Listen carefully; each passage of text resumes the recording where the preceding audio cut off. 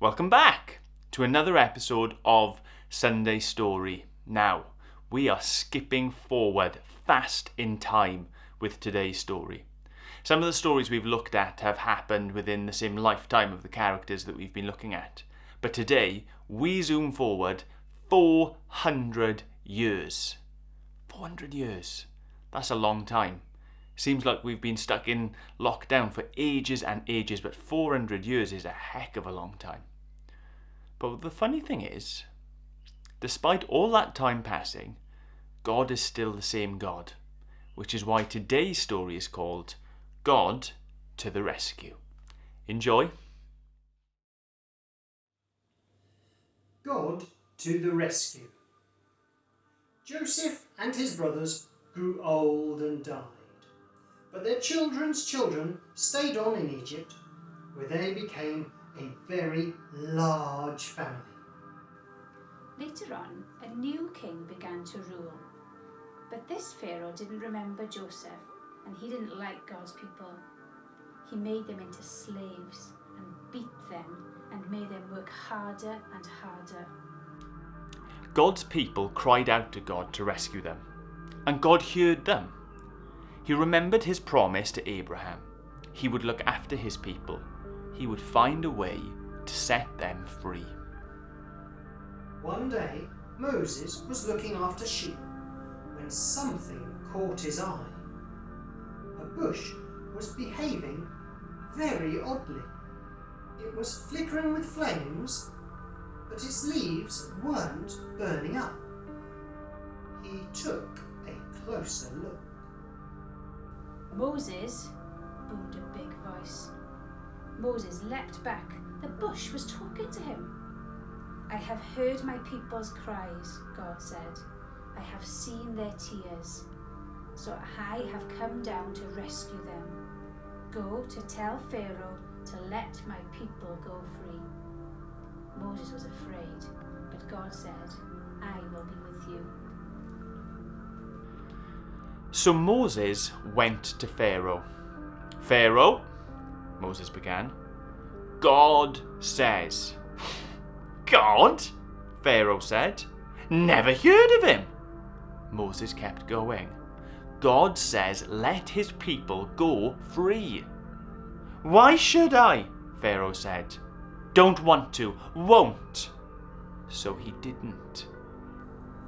So God gave Pharaoh 10 warnings, called plagues. First, God turned the river Nile into blood. No one could drink the water. But still Pharaoh would not let them go. So God made frogs come hopping and leaping and jumping. In your bed frogs, in your hair frogs, in your soup frogs, all over everywhere frogs. Make them go away, Pharaoh screamed. Then your people can go. So God took the frogs away. But Pharaoh changed his mind. You can't go, he said. Then God sent zillions of gnats, but still Pharaoh said, no. So then God sent swarms of flies, flies buzzing in your eyes, flies. And after that, sickness and horrible boils, and huge hailstones and a storm of locusts. Then darkness, when it should have been day.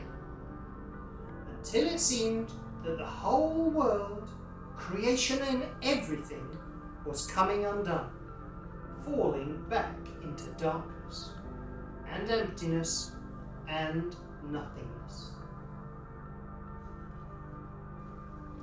But each time Pharaoh said, make it stop and I'll let them go.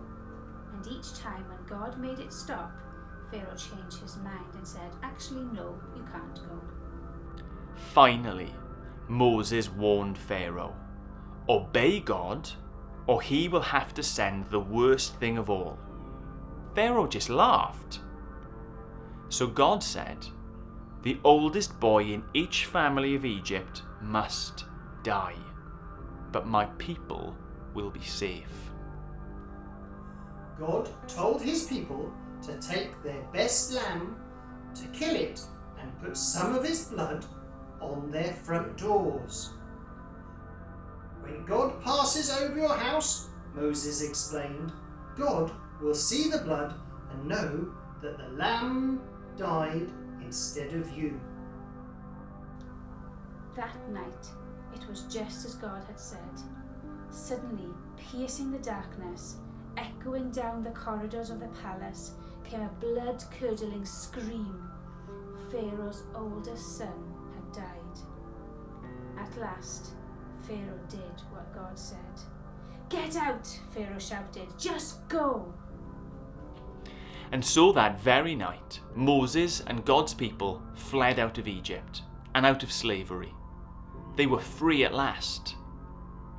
God's people would always remember this great rescue and call it Passover.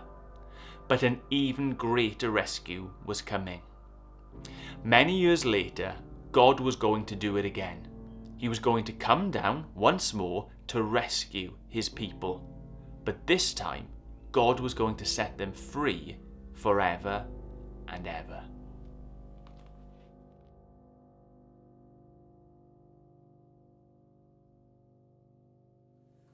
Hello! You may have noticed in the story this week the door frame behind us as we read the story.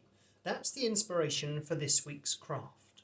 You'll need 2 sheets of paper, some crayons, some glue, scissors, and a piece of wood, or perhaps you could use a tree, the bark of a tree. So firstly, take a piece of paper and make a rubbing so it looks like wood.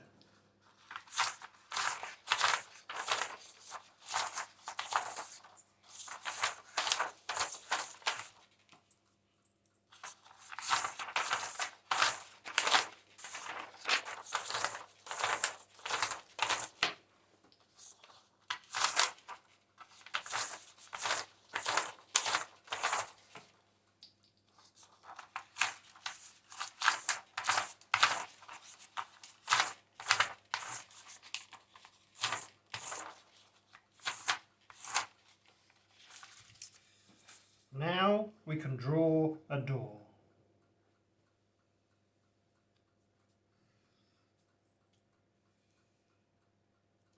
And a door handle.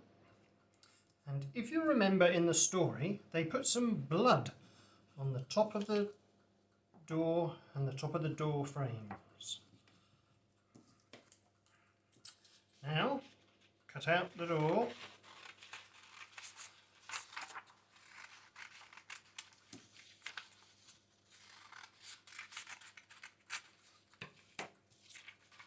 And fold the door open.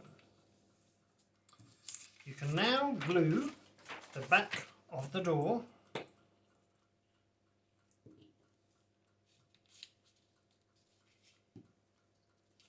and stick it onto your other piece of paper.